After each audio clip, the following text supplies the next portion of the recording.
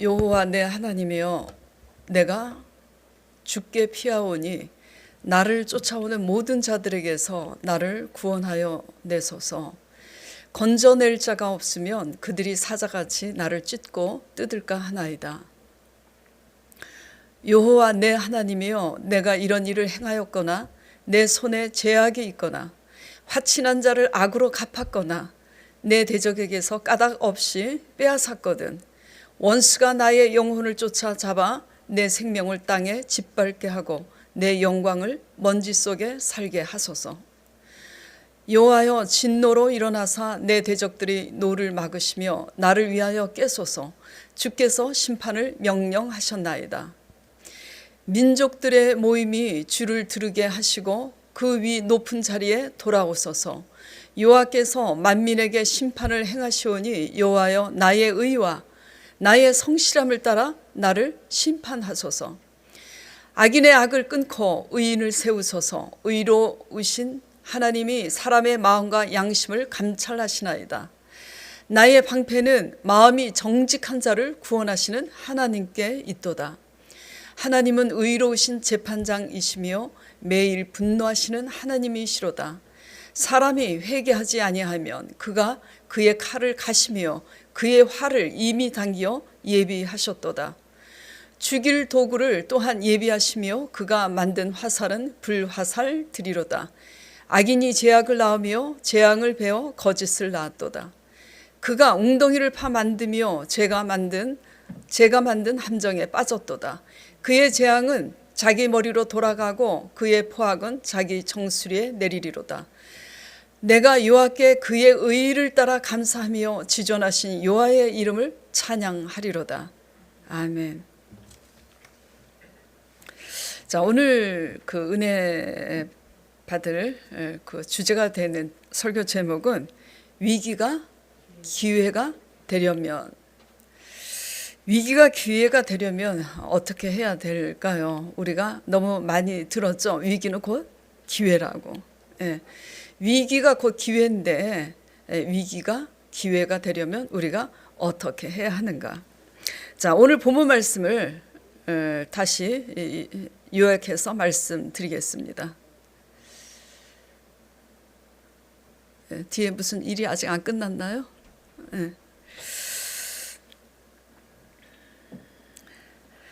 자, 오늘 본문 내용은 다윗은 쫓아오는 대적들에게서 자신을 구원해 달라고 간구합니다. 그렇죠? 그런데 자신의 구원을 탄원드림에 있어서 뭐라고 자신을 변호하고 있냐면 하나님의 의를 행한 자신의 의와 성실함과 자신의 그 정직함을 따라서 판단하시고 심판해 주시기를 간구하고 있습니다. 이로써 대적들의 노를 주님의 진노로 막아주시고 심판해 주시기를 간구하고 있는 그런 말씀이에요. 자, 다시 본문의 핵심적인 그 말씀을 제가 다시 읽어드리도록 할게요. 1절 2절. 여호와 내 하나님이여, 내가 주께 피하오니 나를 쫓아오는 모든 자들에게서 나를 구원하소서. 건져낼 자가 없으면 그들이 사자같이 나를 찢고 뜯을까 하나이다. 구원해달라고 이렇게 간구하고 있어요. 그런데 그냥 구원해달라고 간구하는 것이 아니라 3절 4절에 이렇게 고백합니다. 여호와 내 하나님이여, 내가 이런 일을 행하였거나 내 손에 죄악이 있거나 화친한 자를 악으로 갚았거나, 그러니까 선을 악으로 갚았거나 내 대적에게서 까닭 없이 내가 빼앗았거든. 이런 일을 삶 가운데 행하였으면 내가 악인으로부터 당하게 해달라는 그런 내용이에요. 그 다음에 8절 보겠습니다. 여호와께서 만민에게 심판을 행하시오니 여호와여, 나의 의와 나의 성실함을 따라 나를 심판하시라고 그렇게 간구하고 있어요. 하나님의 의를 행한 내 의를 기억하여 달라고, 그리고 나의 성실함을 따라 기억해 주셔서 아버지께서 악인과 나 사이에 판단하셔서 심판하여 달라고 그렇게 탄원드리고 있어요. 자, 10절에 또 보겠습니다. 나의 방패는 누구를 구원하신다고요? 마음이 정직한 자를 구원하시는 하나님께 있도다라고 이렇게 고백하고 있습니다. 이렇게 다윗이 당한 자신의 문제 앞에서 하나님께 탄원드리고 있는 기도 내용을 묵상하다 보면 다윗의 신앙 자세가 얼마나 의로운지, 얼마나 공의로운지 느낄 수가 있습니다.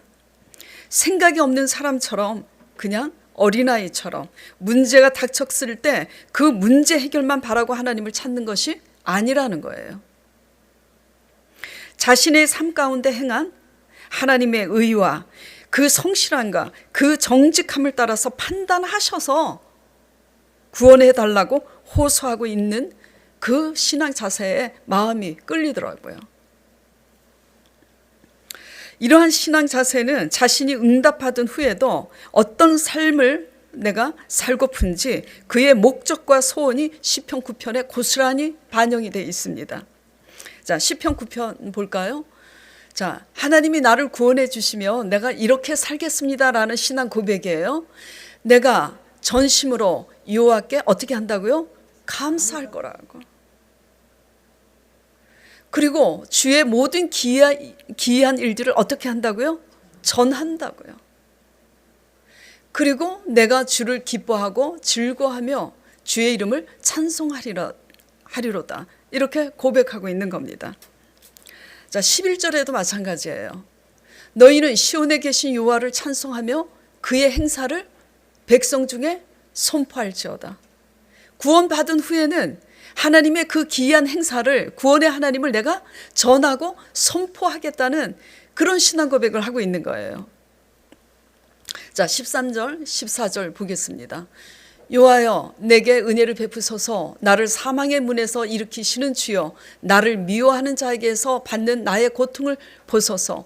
그리하시면 내가 주의 찬송을 다 전할 것이요, 딸 시온의 문에서 주의 구원을 기뻐하리이다. 계속 지금 시편 9편에서 반복되고 있는 것은 구원을 간구하고 있지만 구원받은 후에는 주님께서 구원하신 그 기이한 행사를 전하고 선포할 것이라는 것을 계속 거듭 고백하고 있고, 그 구원의 하나님으로 전심으로 감사하며 기뻐할 것을 고백하고 있습니다. 다시 말해서 무슨 말씀이냐면 그는 문제만 급급한 것이 아니라는 거예요. 쫓기는 급박한 상황 가운데서도 그동안 하나님의 의를 행한 자신의 삶을 고백하면서 앞으로도 하나님의 의를 선포하고 나타내며 살 것임을 계속 고백하고 있는 거예요. 문제로 고통을 당하고 있는 그런 와중에서도 한마디로 그는 온통 하나님의 의로 가득하다는 것을 볼 수가 있어요. 문제에 묻히고 문제에 함몰된 것이 아니라 문제로 인해서 고통을 당하고 있지만, 그래서 피가 마르고 살이 애이는 듯한 그런 고통 가운데 있지만 무엇으로 가득하다고요? 하나님의 의로 가득하다라는 거예요. 그는 이로써 충분히 하나님 나라 백성인 왕의 자질이 있음을 알 수가 있죠. 예, 저와 여러분은 어떤지, 예, 저도 마음에 많이 찔려요. 돌아보시길 바랍니다. 이런 사람이었기 때문에 그는 하나님의 때가 되었을 때 광야에서 나와 이스라엘 왕으로 세워준 줄 믿으시길 바랍니다. 예. 그러므로 그의 신앙의 본을 따라 깨달을 수 있는 교훈은 뭐냐면, 위기가 기회가 되려면 위기 가운데서도 하나님의 의로 채워져야지 돼요. 이게 비결이에요. 하나님의 의로 채워졌을 때 위기가 기회가 될 수 있음을 믿으시기 바랍니다. 그렇기 때문에 주님께서 이 땅에 오셨을 때 사람들에게 이렇게 설교하셨던 거예요. 마태복음 6장 30절 33절까지 보겠습니다. 오늘 있다가 내일 아궁이에 던져지는 들풀도 하나님이 이렇게 입히시거든 하물며 너희일까 보냐, 믿음이 작은 자들아. 그러므로 염려하여 이르기를 무엇을 먹을까, 무엇을 마실까, 무엇을 입을까 하지 말라. 이는 다 누가 구하는 것이라고요? 세상 사람들, 하나님을 모르는 이방인들이나 구하는 것이라 너희 하늘 아버지께서 이 모든 것이 너희에게 있어야 할 줄을 아시느니라. 그런즉 너희는 먼저 그의 나라와 그의 의를 구하라. 그리하면 이 모든 것을 너희에게 더하시리라. 아시겠죠? 예. 위기가 기회가 되려면 위기 가운데서도 힘은 들어도 무엇으로 채워져야 된다고요? 먼저 하나님의 나라와 의로 채워져야 돼요. 그리고 먼저 하나님의 의를 구해야 되는 겁니다. 이게 비결이에요. 자, 훌륭한 재벌가 자녀들이 하나같이 허랑방탕하다면 훌륭한 재벌가예요. 그 기업을 그 아비가 누구에게 물려주겠습니까? 자녀들에게 물려주지 않습니다. 비록 종일지라도 그 주인의 의를 충족시키는 그 주인의 마음에 합한 종에게 맡기지 않겠어요. 하물며 하나님이시겠습니까? 그렇죠? 예. 그러므로 여러분이 당한 위기가 기회가 되기 위해서 하나님의 의를 배우고 하나님의 의로 채우시기 위해 노력하시는 저와 여러분 되기를 축원드려요. 그럼 다윗의 시편의 말씀을 통해서 하나님의 의를 우리 삶 속에 구체화시키기 위해서 어떻게 적용해야 되는지 나눠보도록 하겠습니다. 첫 번째는 주를 의지해야지 돼요. 너무나 평범한 말씀인데, 너무나 자주 듣는 말씀인데 이게 무슨 말씀이냐? 자, 본문 1절 보겠습니다. 지금 다윗이 뭐라고 부르고 있죠? 하나님을 여호와 내 하나님이여 이렇게 호칭하고 있습니다. 내 하나님이라는 거예요. 멀리 계신 하나님이 아니라 내 하나님이여, 내가 그래서 주께 피하오니 나를 건져내라고. 3절에 또 3절에도 역시 여호와 내 하나님이여, 내가 이런 일을 행하였다면, 내가 나쁜 일을 행하였다면, 내가 악을 행하였다면, 그런 얘기예요. 위기 상황에서 하나님을 나의 하나님으로 믿고 찾을 수 있는 사람이 복된 사람인 줄 믿습니다. 교회를 다녀도 막상 위기가 닥치면 내 하나님을 믿지 못하기 때문에 사람과 환경을 의지하는 성도들이 많은데 이거 불신앙이죠. 인본주의예요. 세상 사람들의 사는 방법이죠. 이렇게 급박한 위기 상황에 사람과 환경을 의지해서 인간적인 방법으로 모면하려고 하는 것은 이게 뭐냐면 겨우겨우 궁여지책일 뿐이에요. 위기가 오히려 기회가 되는 반전의 역사는 위기 속에서 먼저 하나님을 찾는 사람에게 주어지는 줄 믿으시기 바랍니다. 예. 믿노라 하면서도 사람을 의지하고 환경을 찾아다니는 사람들은 그게 뭐죠? 그죠? 궁여지책이라고요. 겨우겨우 눈앞의 것만 겨우 그날 하루의 삶을 모면하려고 하는 궁여지책일 뿐이에요. 근본적인 문제는 해결이 되지 않습니다. 더 전인적인 구원, 영생에 이르는 믿음의 사람은 될 수가 없는 거죠. 절대로 하나님은 우리가 영생에 이르는 구원받는 믿음의 사람이 되기 위해서는 우리 문제를 해결해 주시지 않습니다. 그게 은혜인 거예요. 위기가 오히려 기회가 되는 반전의 역사는 먼저 위기가 닥쳤을 때 하나님 앞에 엎드러지는 자, 하나님께 기도하는 자가 기회를 얻는 줄 믿으시길 바랍니다. 예. 교회만 왔다 갔다 한다고 되는 게 아니에요. 항상 제가 말씀드리는데 주일 성수 마당발 딱 찍는다고 되는 게 아니에요. 이사야 말씀에 뭐라고 그랬습니까? 이사야 1장에 내 백성이여 내 말을 들으라고. 너희가 드리는 그 주일 그리고 절기 그리고 드리는 모든 제물 부담스러워서 견딜 수가 없다고 기록이 되어 있습니다. 예. 왜냐하면 맨날 마당만 찍고 가니까, 기도하지 않으니까, 아버지 말씀에 귀를 기울이지 않으니까. 주님께서 그 모든 것이 있어야 할 줄을 아신대잖아요. 믿으세요? 믿으세요? 있어야 할 것을 아신대잖아요. 돈이 없는데도 하나님의 일을 하라고 그러면 하나님이 돈 주실 줄 믿으시기 바랍니다. 예. 근데 못 믿으니까 못 하는 거죠. 그러므로 하나님의 의를 먼저 구하면 이 모든 것을 더하신다고 예수님이 이 땅에 오셨을 때 직접 말씀하시잖아요. 그렇기 때문에 위기 앞에, 문제 앞에 먼저 어떻게 하라고요?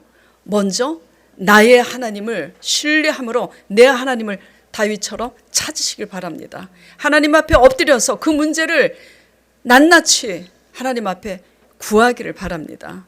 자, 두 번째는 위기가 기회가 되려면 준비가 되어져야 돼요. 뭐가 되어져야 된다고요? 준비가. 다윗은 예기치 않는 핍박으로 광야에 쫓겨나게 되었지만은 그가 하나님으로 즐거워할 수 있었잖아요. 예. 이는 그가 평상시 광야로 쫓겨나기 전에 초립동 다윗 때부터 그럼 준비되어 있었어요. 어떻게? 물맷돌로 그 블레셋 장군 거인 골리앗을 물리칠 수 있었잖아요. 그는 믿음의 사람으로 이미 준비되어 있었어요. 그리고 성실함과 그리고 정직함으로 그는 평상시 삶에 그는 준비되어 있었기 때문에 광야에서 이같이 고통스러운 가운데도 하나님을 찬송할 수 있었다라는 얘기입니다. 평상시 그런 사람으로 준비되어 있지 않았다면 광야를 만났을 때 이스라엘 백성들처럼 원망하고 불평했을 거예요. 배 집사님이 앞에서 맞아요 그러시네요. 맞습니다. 미리 준비된 자만 감사할 수 있어요. 준비되지 못한 자는 문제가 닥쳤을 때 원망합니다. 전부 다 내 탓이 아니에요. 다 배우자 탓이고 다 누구 탓이고 담임 목사 탓이고 뭐 그런 겁니다. 예. 이미 믿음으로 인격으로 준비된 자였기 때문에 긴 광야의 시간 동안 변치 않고 구원의 하나님을 확신하면서 감사와 찬양으로 하나님을 기쁘시게 할 수 있었다라는 말씀이죠. 그래서 다시 말씀드리면 편안할 때 하나님의 의로 준비된 자는 예기치 않는 문제의 광야 시간이 닥쳤을 때도 하나님의 의로 노래하고 감사하게 된다는 말씀이에요. 저나 여러분이나 하나님 앞에 준비된 그릇이 되기를 간절히 축원드립니다.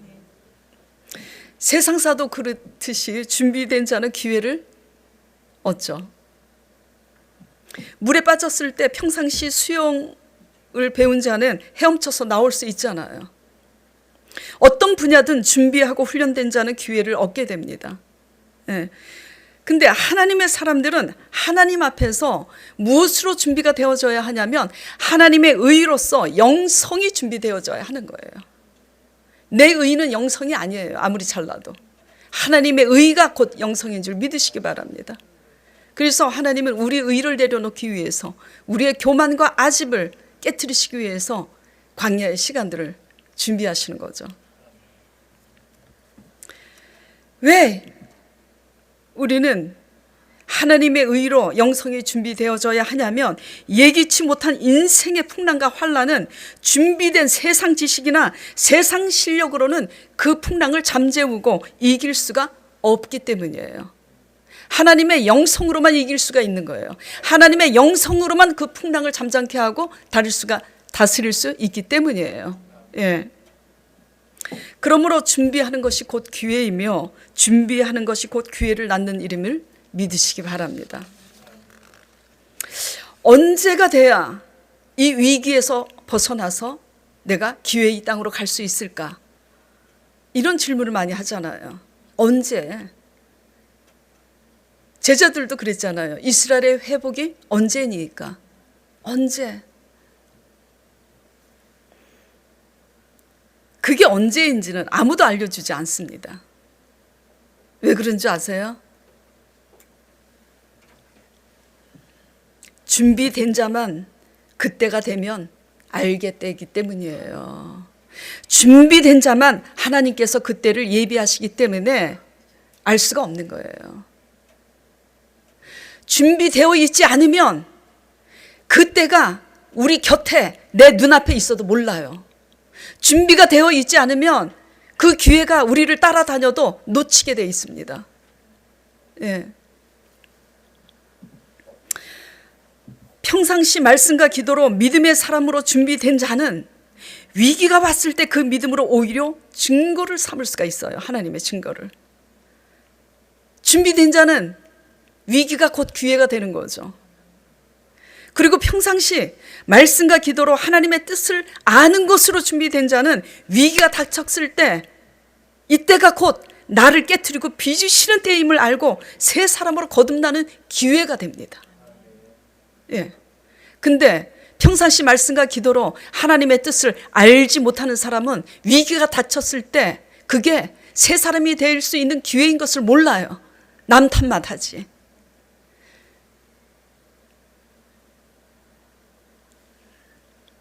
준비된 자만 위기가 기회가 될 수 있다는 거 잊지 마시기 바랍니다. 네. 준비되어 있지 않으면 기회를 쫓아다녀도 잡을 수 없다고요.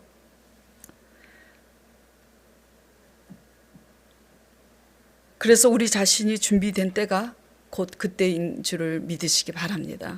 네. 미국 대통령의 고문관이고 비서실장으로 역임했던 그 나폴레온 힐이라는 사람이 있어요. 그분이 이런 얘기를 했었어요. 준비된 사람에게는 기회가 늘 따라다니고 준비되어 있지 않은 사람에게는 문제만 보인다고.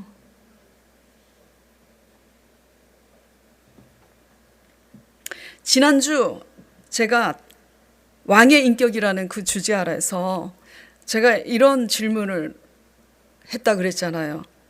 다윗은 어떻게 이 숨막히는 광야에서 그같이 하나님으로 기뻐할 수 있었지? 그리고 저 자신을 돌아다 보면서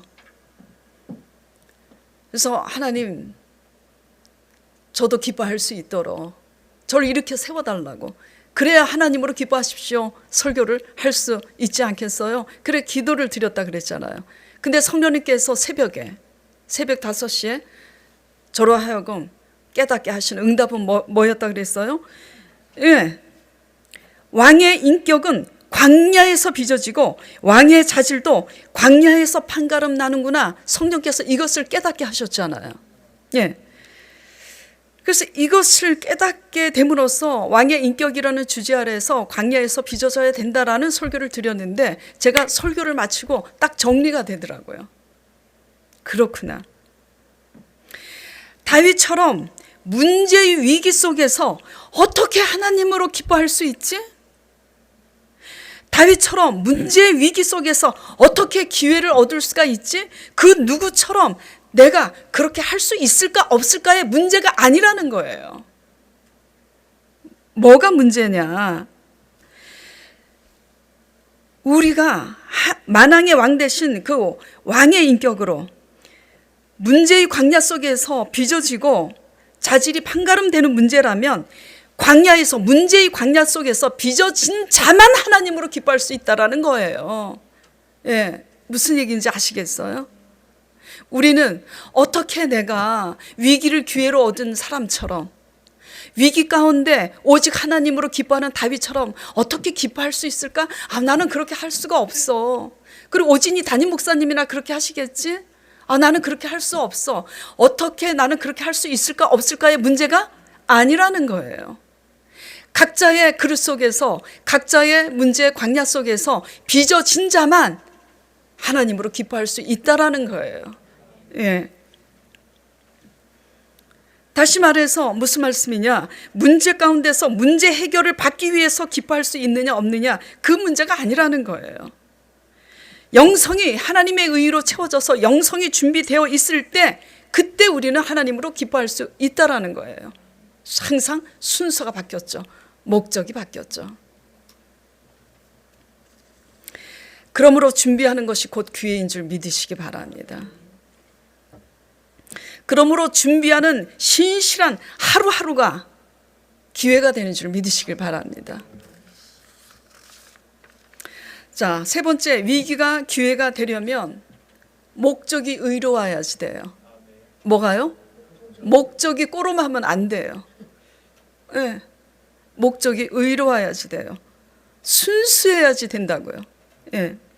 다윗은 편안했을 때나 위기에 처했을 때나 하나님의 의로 가득한 자였기 때문에 위기 가운데서 구원받은 후에도 자신의 삶의 목적이 하나님의 의로 가득했다라고 말씀드렸잖아요.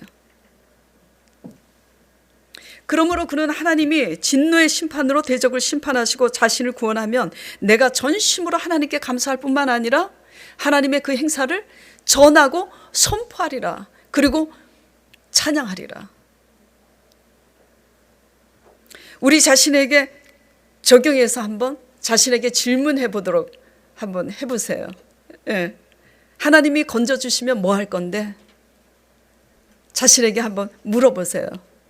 건져주시면 뭐 할 거예요? 하고 싶은 게 많을 거예요. 예. 몇 개월 전에 우리 집사님이 제게 이런 고백을 했어요.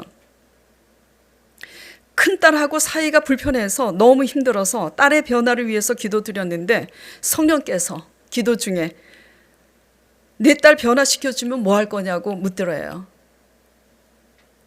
그게 배 집사님이라고 얘기하면 민망하잖아요. 다음부터는 얘기하지 않겠습니다. 그 질문에 자신을 돌아보니 그 딸하고 다니면서 쇼핑도 하고 마트 시장도 같이 보고 결국은 뭐죠? 누구의 유익을 위해서요? 자신의 행복과 자신의 즐거움을 위해서 딸의 영혼을 건져달라고 기도했음을 깨닫고 회개하게 되었다고. 진심으로 하나님께 감사하며 하나님이 행하신 일을 전함으로 관계가 틀어진 가족들에게 우리처럼 사신 하나님을 전함으로 소망을 삼는 의로움이 없었음을 깨달은 것 아니겠습니까? 아멘? 예. 생명의 삶 71페이지 묵상 에세이란에 이 간증이 있죠. 국제백신연구소 본부장이었던 손미양 여자분이신데 손미양 씨 간증이 있습니다. 2011년에 차가 전복되는 사고를 만난 거예요. 차가 뒤집혀지는 대형 사고죠. 그 순간에 그녀는 살려달라고 말하지 않았답니다.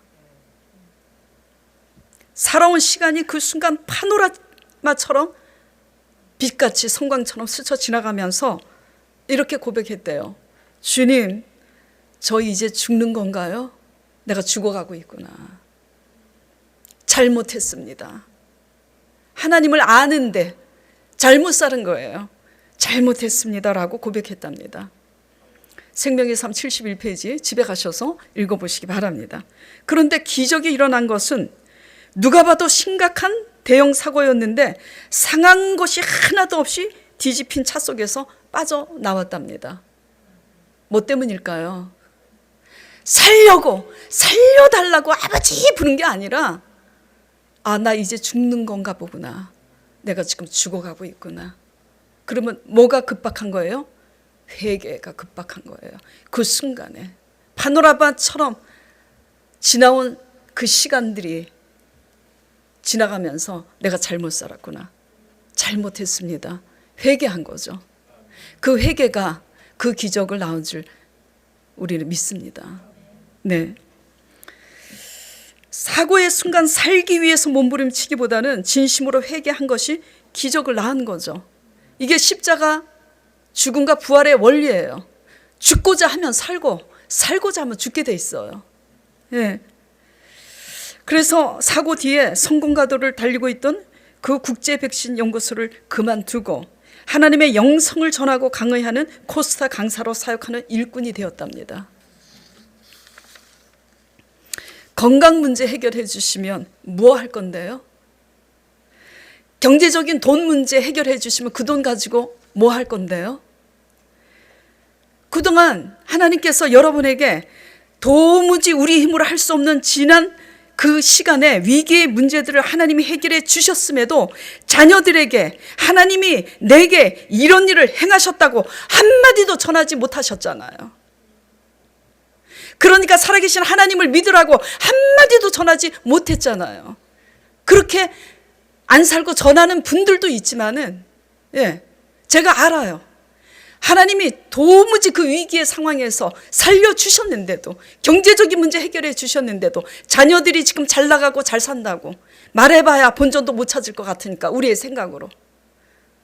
하나님이 행하신 그 귀한 행사를, 하나님의 살아계심을 내가 너네들한테 돈 한 푼 달라고 손 벌리지 않아도 내가 이 지경 가운데 하나님께서 나에게 이런 행사를 행하셨다고, 먹고 살게 해주셨다고 하나님을 한마디도 전하지 못했잖아요. 그런데 새로운 문제의 위기 앞에, 또 그 문제 앞에 급급해서 또 무엇을 기도하고 계시는지 돌아보시기 바랍니다. 기도할 게 없어요. 어떻게 새 문제에, 새 위기 앞에서 무엇을 해야 되냐면 회개밖에 할 게 없는 겁니다. 본문 말씀 시편 7편 12절 보겠습니다.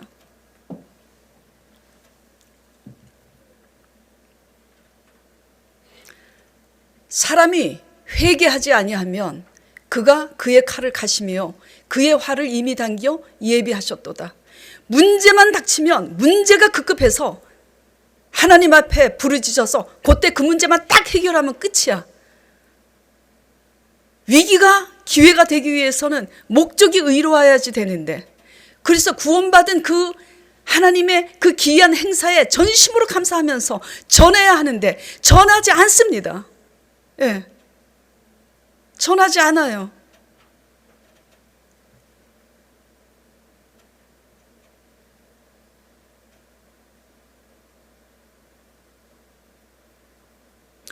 그러니 새로운 또 문제 위기에 닥쳤을 때 또 인간적인 방법으로 똑같이 반응하는 거예요.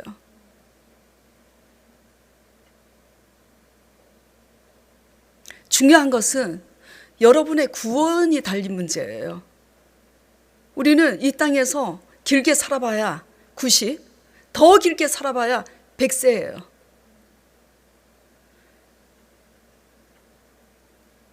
위기 가운데 구원해 주신 하나님을 우리가 감사하고 찬송하면서 하나님의 기이한 행사를 믿음으로 우리 자녀들이 지금 우리가 원하는 시간대에 하나님을 믿고 나오든 안 나오든 하나님께 맡기고 최선을 다해서 전해야 되는데 한마디도 전하지 못하면서, 예, 어떻게 새 문제 위기 앞에서 계속 하나님이 해주실 것이라고 믿고 계시는지 알 수가 없어요. 회개하시기 바랍니다. 예. 그래서 하나님께서 회개하고 순종하라고 말씀하고 계시는 거예요. 회개가 답입니다. 회개함으로 다시 우리의 영성이 하나님의 의로, 하나님의 관심사로 채워지도록 결단하고 오늘 하루하루를 신실하게 준비하시면 우리 진홍같이 붉은 그 죄도 하나님께서 눈과 같이 희게 사여 주시는 줄 믿으시길 바라요. 그래서 반드시 당한 위기의 삶이 다시 기회가 될 줄 믿습니다. 네, 회개하고 다시 하나님의 의로, 목적이 의로워졌을 때, 목적이 의롭지 못하니까 하나님의 의로 가득하지 못하고 맨날 육신적인 것에만, 코앞의 문제만, 육의 것으로만 가득하니까 그 문제 해결되면 싹 잊어버리는 거예요. 우리 그렇게 믿지 말자고요. 자, 그래서 오늘 위기가 기회가 되기 위해서는 어떻게 해야 되는가?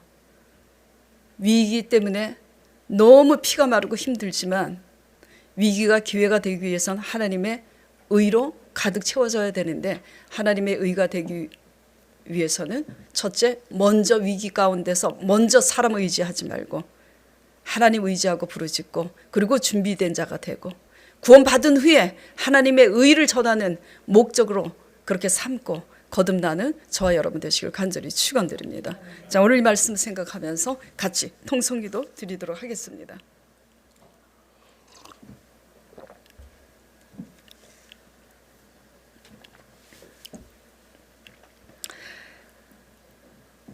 살아계신 아버지, 내 하나님이여, 우리가 육으로 살지 않고 작든지 크든지 하나님이 하게 하신 그 일로 감사하고 찬양하는 오늘이 되도록 하겠습니다. 지난날에 불신앙 용서하여 주시옵소서. 하나님이 하게 하사 그 하신 그 일을 다시 추억하며 새로운 문제 앞에 먼저 하나님을 찾도록 하겠습니다. 하나님이 하게 하신 그 일을 다시 추억하면서 새로운 문제 앞에 먼저 하나님의 의로 준비된 자가 되도록 하겠습니다. 하나님이 하게 하신 그 일을 추억하면서 새로운 문제 앞에 목적이 하나님의 의로 거듭나는 사람이 되도록 하겠습니다. 그리하여 하나님의 영광을 위하여, 사람들의 구원을 위하여 위기가 기회의 증거가 되도록 하겠습니다. 지난날의 죄와 허물 예수 그리스도의 십자가 보혈로 용서하여 주시옵시고 예비하신 하나님의 새 은혜로 충만케 하여 주시옵소서. 이로 영광 받아 주시옵소서. 예수 그리스도 이름으로 간절히 기도드리옵나이다. 아멘.